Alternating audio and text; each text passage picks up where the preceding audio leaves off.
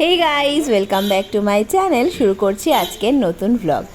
আজকে কিন্তু মন কেমনের পালা, মানে আজকে আমরা কলকাতায় ফিরে যাচ্ছি। হ্যাঁ, আমাদের ঘোরা শেষ, এবছরের মতো ঘোরা পুরোপুরি কমপ্লিট। আজকে আমরা কলকাতায় ফিরে যাচ্ছি।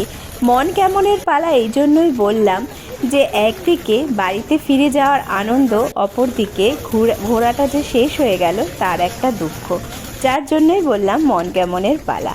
যাই হোক, চলো এগোতে থাকি স্টেশনের দিকে। আর এদিকে দেখো বাচ্চাগুলো সব ট্রলি কিন্তু টেনে টেনে নিয়ে যাচ্ছে।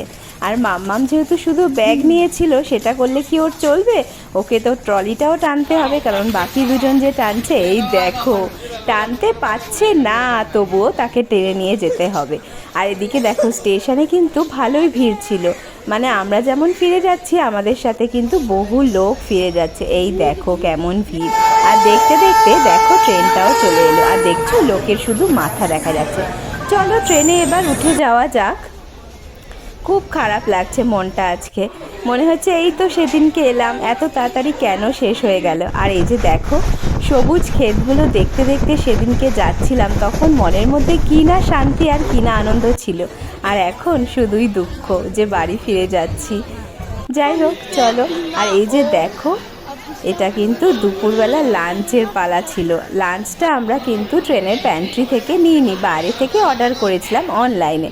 আর দেখো ট্রেন দাঁড়িয়েছিল মালদাতে, কিন্তু কিছুতেই খাবার খুঁজে পাচ্ছিলাম না। অনেক শেষে ট্রেনটা ছেড়ে দেওয়ার 2 মিনিট আগে এই দাদাকে দেখতে পেলাম। দৌড়ে দৌড়ে অমিত আর বিপ্লবদা মিলে খাবারটা নিয়ে এলো।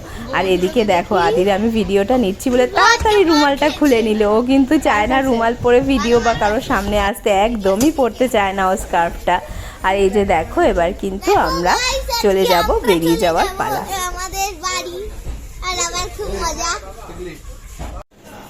সবাই সুস্থ থেকো, ভালো থেকো, দেখা হবে পরের ব্লগে। টাটা।